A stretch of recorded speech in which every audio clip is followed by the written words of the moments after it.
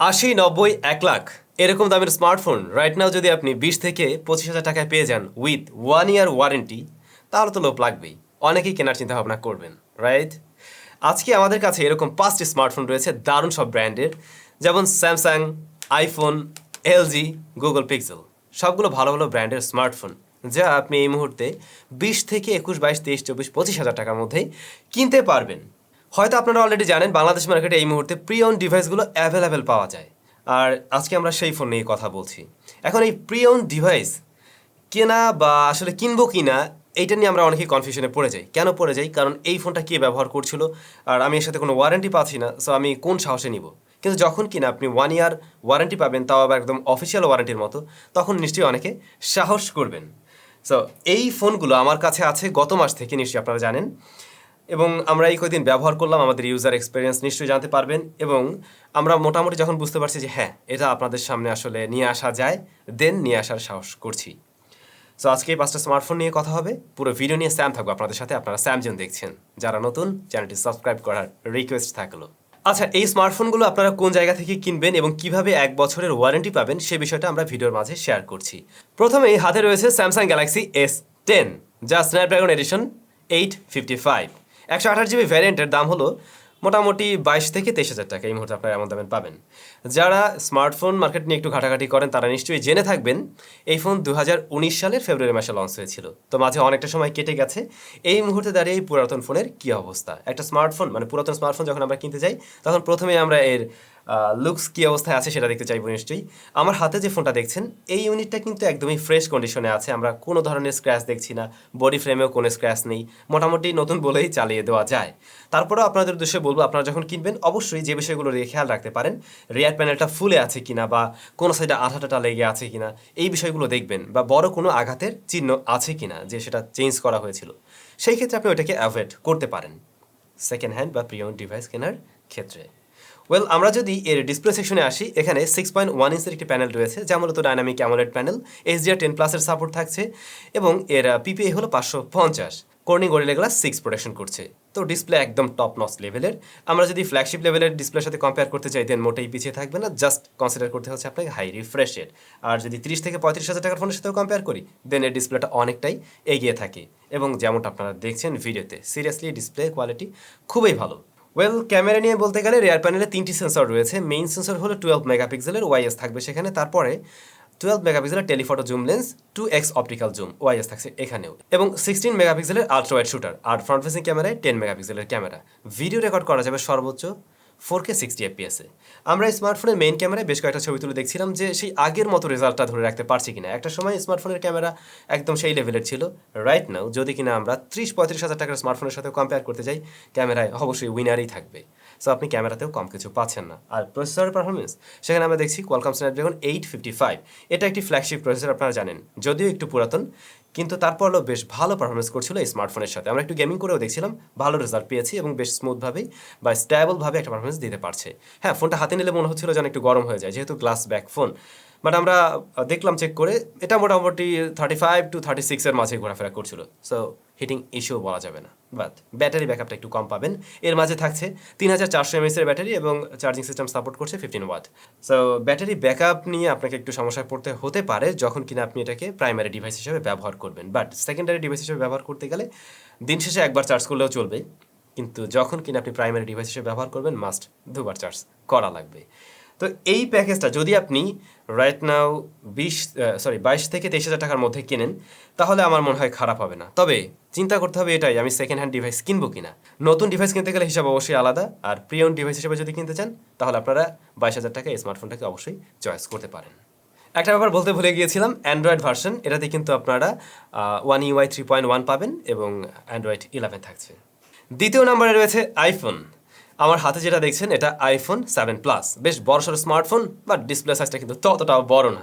কিন্তু আমরা যদি আগের ফোনের মতো দেখি, এইটার বডি ফ্রেম বা রেয়ার প্যানেল, সামনে সব কিছুই বেশ ক্লিন। নতুন ফোনের মতো লাগছে এমন বলবো না, এটাতে হালকা একটা স্ক্র্যাচ আমরা পেয়েছি এই যে পিছনে। তো হয়তো এমন কন্ডিশনে আপনারা পাবেন, যা আপনারা এই মুহূর্তে কিনতে পারবেন 21 থেকে 22,000 টাকার মধ্যে। আগেরটার চাইতে এটা একটু কমে পাওয়া যাবে। তো ওই যে আগে যেমন আইফোনের ডিসপ্লেতে আমরা দেখতাম উপরে নিচে বড় বড় চিন, এটার ক্ষেত্রে ঠিক তেমনটাই থাকছে। এর ডিসপ্লের সাইজটা হলো 5.5 inch, retina IPS full HD plus রেজলিউশনের, 401 হলো পিপিআই। তো আইফোনের ডিসপ্লে কোয়ালিটি কেমন, রেটিনা কোয়ালিটিগুলো কেমন ছিল সেটা নিশ্চয়ই জেনে থাকবেন অনেকেই। আর আমরা যদি বলতে চাই রাইট নাও যে আইপিএস ডিসপ্লেগুলো পাওয়া যায় তাদের অনেকের চাইতেও এটা বেটার। হ্যাঁ, কিছু জিনিস তো কনসিডার করতেই হবে, যেমন ধরুন আপনি ফুল ভিউ ডিসপ্লে পাচ্ছেন না, হাই রিফ্রেশ রেট পাচ্ছেন না। এখন এই দামে তো আইফোনের সাথে এই জিনিস আপনি আশা করতেও পারেন না। সো ডিসিশন নিতে হবে আমি আইফোনেই নিব কি না। যদি আইফোনে নিতে হয় তাহলে এই বিষয়গুলো মেনেও নিতে হবে। দেন এটা রান করছে iOS 15.4 দিয়ে, এবং যা জানলাম 16 পর্যন্ত আপগ্রেড করা যাবে। সো আপনি একদম লেটেস্ট কিছুই কিন্তু পেয়ে যাচ্ছেন এই স্মার্টফোনে। সো অপারেটিং সিস্টেমে কিন্তু আপনি একদম লেটেস্টই থাকছেন। ক্যামেরায় রেয়ারে দুটি সেন্সর, মেইন সেন্সর হলো 12 মেগাপিক্সেলের, সাথে আরও 12 মেগাপিক্সেলের telephoto zoom lens, 2x optical zoom পাওয়া যাবে। ফ্রন্ট ফেসিং ক্যামেরায় 7 মেগাপিক্সেলের ক্যামেরা। মেইন শুটে যদি আমরা বেশ কয়েকটা ছবি নিয়েছি, ছবির কোয়ালিটিও ভালো, ইভেন একদমই আপনি 20-25 হাজার টাকার ফোনের সাথে কম্পেয়ারেবল, অনেকের চাইতেই এগিয়ে থাকবে এর ছবি। তবে ফ্রন্ট ফেসিং ক্যামেরা 7 মেগাপিক্সেল, যা আবার অনেক স্মার্টফোনের সাথে কম্পেয়ার করতে গেলে একটু বিলো অ্যাভারেজ আপনার মনে হতে পারে। এরপরে আমরা যদি আসি ব্যাটারিতে, সেখানে এসে একটু কমতেই পাবো। এখানে রয়েছে 2691 এমএসের ব্যাটারি এবং 15 ওয়াট পর্যন্ত সাপোর্ট নিচ্ছে এই স্মার্টফোন। তো আপনি যদি সেকেন্ডারি ডিভাইস হিসেবে ব্যবহার করেন, মোটামুটি ভালোই ব্যবহার হয়। আসলে এটাকে দুবার চার্জ করতেই হবে আপনার। সো ব্যাটারি ব্যাকআপটা আপনারা এই স্মার্টফোনে কিছুটা কম পাবেন। এখন ফাইনালি আসলে এই স্মার্টফোনটা কারা কিনতে পারেন? যারা প্রিওন ডিভাইস নেবেন এবং আপনার বাজেট ওই 20-22 হাজার টাকা এবং আপনি চাচ্ছেন আইফোনেই নিতে, অ্যান্ড্রয়েড না, আপনি আইফোনেই নেবেন, দেন এটা আপনি চয়েসে রাখতে পারেন। আর সাথে তো 1 বছরের ওয়ারেন্টি রয়েছেই। তৃতীয় নাম্বারে খুবই ইন্টারেস্টিং, খুবই গুড লুকিং একটি স্মার্টফোন রয়েছে যা এলজি ব্র্যান্ডের। এটা নিয়ে অবশ্যই আলোচনা করবো, তবে তার আগে আমাদের স্পন্সর সম্বন্ধে জানাতে চাই। আমাদের আজকের যে এই রিভিউ ইউনিটগুলো, এগুলো পাঠিয়েছিল জি গ্যাজেট অ্যান্ড গ্যাজেট, যাদের ব্রাঞ্চ রয়েছে মিরপুর 10-এ, যমুনা ফিউচার পার্কে এবং বসুন্ধরা সিটিতে। ভিডিও ডেসক্রিপশনে তাদের সবের যাবতীয় ইনফরমেশন ইন ডিটেলসে লেখা রয়েছে।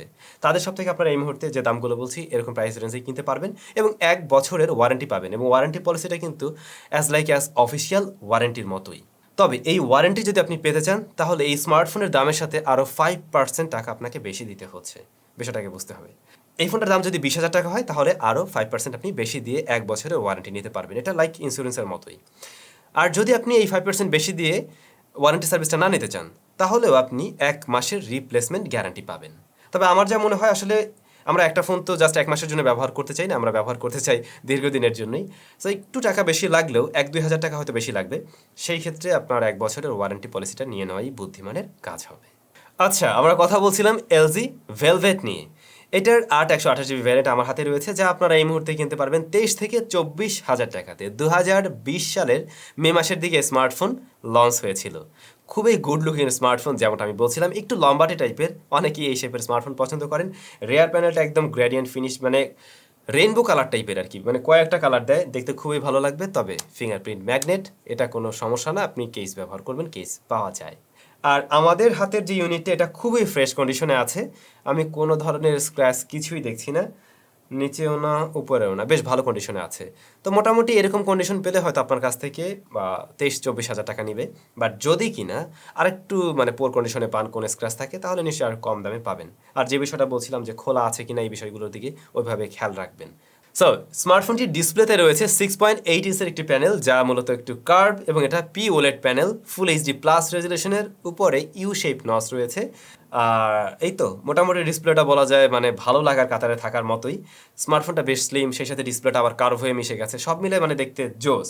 তবে উপরের দিকটা মনে হয় আরেকটু ন্যারো রাখা যেত, উপরের চিনটা একটু মোটা মনে হচ্ছে আমার কাছে। ওই সময়ের মানে হিসাব অনুযায়ী ঠিকই আছে।